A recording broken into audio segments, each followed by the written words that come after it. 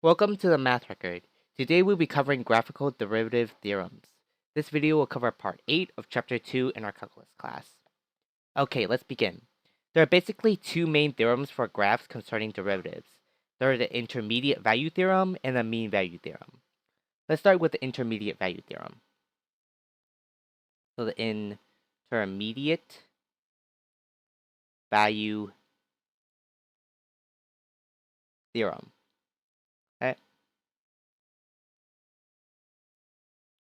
So the Intermediate Value Theorem is that if you have a graph, f of x, and it's continuous, right? If f of x is continuous. So continuous just basically means that if you pick up your pencil and you draw a, let's say you have a graph, right? If you pick up your pencil and if you put it on the end of the graph and you trace it, you do not have to pick up your pencil again to stop. So what it basically means that if you have a graph like this and it stops somehow and then goes right here. So you have to, if you pick up your pencil, you put it right here and you draw, but then you have to stop here and then you pick it up and then you put it down here and then you draw again. That means it's not continuous because you have to pick up your pencil and stop. So basically, so a continuous would be like if it's a straight curve or it's just a straight line, basically. That's all it has to be. Or like it's a mix between them, right? So all I have to do is that it has to be like actually connected. So if the graph is connected, then it's gotta be continuous. If it has like any breaks between, then it's not. So usually the breaks are if there's a something like this and then it kind of jumps up over here. This is called a jump. Or if you have something that kind of looks continuous, so it looks something like this and then goes up here, right? This is kind of a break, so that's also not continuous. Or if you have a hole in here, right? So this is a hole. This is also not continuous.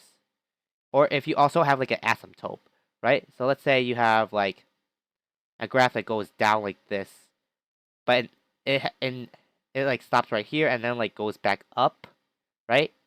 But never crosses this line. That's an asymptote.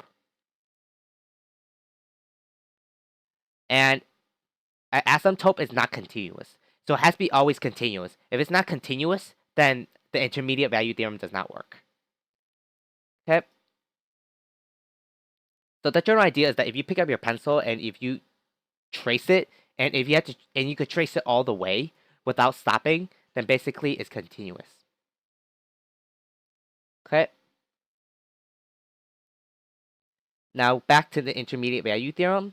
If f of x, our function, is continuous from x is equal to a to x is equal to b, then basically it tells us that any values from f of a to f of b has to be inside f of x. So what does that mean?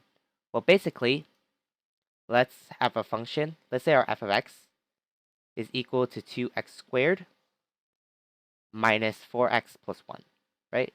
And let's say we have x is equal to 1 and x is equal to like 3, okay? So you plug in 1 here, that is 2 minus 4, which is negative 2, and negative 1. And you plug in 3 into there, that gets 18 minus 12, which is 6, plus 1, 7, right? So basically, our range is negative 1 to 7. That means every single point from negative 1 to 7 must exist. So basically, let's kind of use a graph of this, right? We have 2x squared minus 4x plus 1. It looks something like this or so. Actually, it kind of looks more like this, okay? So we have 1 and negative 1. So let's say somewhere like right here. And we have, actually, let's kind of redraw the parabola. Right? You have 1, negative 1, like somewhere right here. And then we have like 3, 7. Let's say somewhere like right here. Right? So basically, what it tells us is that any single point, this is negative 1, and right here is 7, right? So any single point from negative 1 to 7 must exist, which makes sense, right? Because it exists right here. So it must exist at least once. It can exist multiple times. Like if we have a graph like this, and they give you a point right here and a point right here, right? So we have y values right here. So all these must exist, which is true because if we choose a point right here, it's also right here, also right here, here, here, here, and here, right? It exists multiple times, but it has to exist at least once. And that's because of the intermediate value theorem. So those are guaranteed to exist. This doesn't mean that no other points exist, because as you see, there's points like down here that exist, and there's points up here that exist. But what the intermediate value theorem tells us is that any single points between these ranges must exist. The other ones are not guaranteed to exist. They could, but they're not guaranteed. And that's the idea of the intermediate value theorem. A branch of the intermediate value theorem is that if you have a negative number and a positive number, that means there must be a x-intercept in between them. Which makes sense, right? Because if f of x is continuous, right? Because it passes the intermediate value theorem, then basically it has to cross the x-intercept. I mean the x-axis at least once. Then we have an x-intercept, which makes sense, right? Because we have -1 to 7. So it must cross 0 sooner or later, right? Which makes sense because it goes from here to here, and that's our x-intercept right here. We don't know where it is. You could do the math and find out where it is, but basically the intermediate value theorem guarantees us that there has to be an x-intercept. Okay? And that's the general idea for the intermediate value theorem. The next theorem that we're going to talk about is the mean value theorem. This theorem tells us that if we have a function f of x and it's continuous and it's also differentiable. So what does differentiable mean? Differentiable means that you could take the derivative at any point. So basically, if we have a graph like this, right? Like this parabola, then basically if you take the point like right here or here or here or here, if you take the derivative at any of these points, basically it's differentiable, right? So if you choose any point on the graph, it has to be differentiable. That means you have to find a derivative at that point. So if you have a graph like this, like it's a v, this is an absolute value graph, right? So y is equal to, well, let's actually make this a function. So f of x is equal to absolute value of x. So it just makes any value positive. So if it's a negative number, it makes it positive. If it's a positive number, it's just going to stay positive. So it's just going to be the same number, right? So you have something like this. Well, basically, it's not differentiable because right here, the derivative is not the same, right? Because if you take the derivative of here, then it's going to be negative, right? Because it's going down. So the derivative is negative. Because derivative is just change in y over change in x, which is the slope. So if the slope is negative, the derivative right here is negative. And the slope right here is positive, right? So the derivative is not 0 here. It's just does not exist because there's a negative and there's a positive. So it's not differentiable. Or if you have a, like, let's say something like right here, we have an asymptote, and then goes back down, right? It never crosses this line. So at this point, it's not differentiable. So basically, all you have to know for the mean value theorem is that it has to be continuous and it has to be differentiable. Usually when it's not continuous, it's just going to fail the mean value theorem, like regardless. So usually that's one of the main parts of why this theorem fails.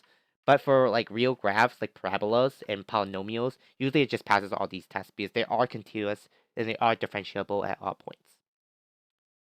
So basically, these are the general idea. It has to be continuous and it has to be differentiable. So you could pick up a pencil and you could trace it the entire time without stopping, and you have it's differentiable.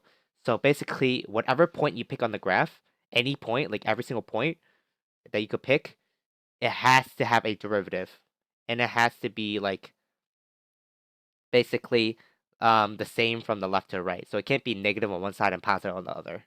It has to have the same derivative, right? So basically, the mean value theorem tells us that if it's continuous and it's differentiable, then from x is equal to a to x is equal to b, the slope from x is equal to a to x equals to b has to exist with a derivative. So basically, the f of a minus f of b has to be over, actually f of b over f of a divided by b minus a has to equal to at least one time of a derivative at x. So using for our previous example, let's show how this works. So we have f of x is equal to 2x squared minus 4x plus 1, right? So if we choose x equals to 1, which is y was equal to -1, right? And x equals to 3, and y was equal to 7. Now, what is the slope here? So 7, which is the slope is just changing y over changing x, right?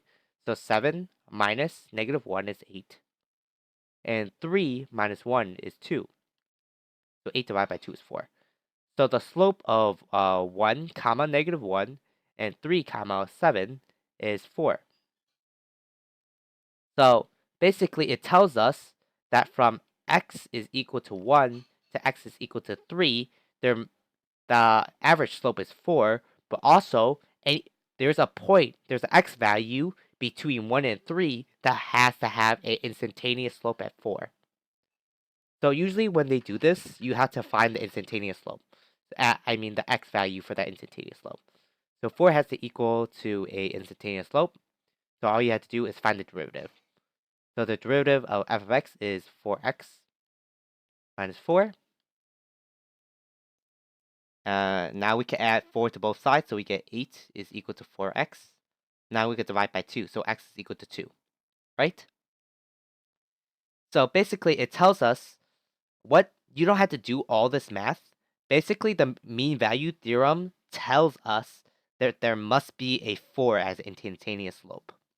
So, but if you do the math on it, basically, if you do the derivative and then find out where the x value is, then the instantaneous slope that has 4 is basically at x is equal to 2.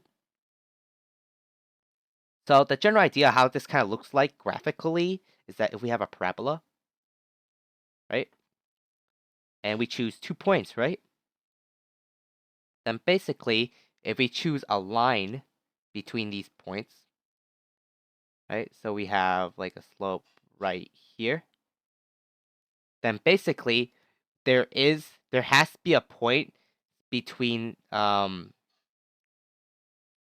here to here. So any single points from these has to have a slope like this, right?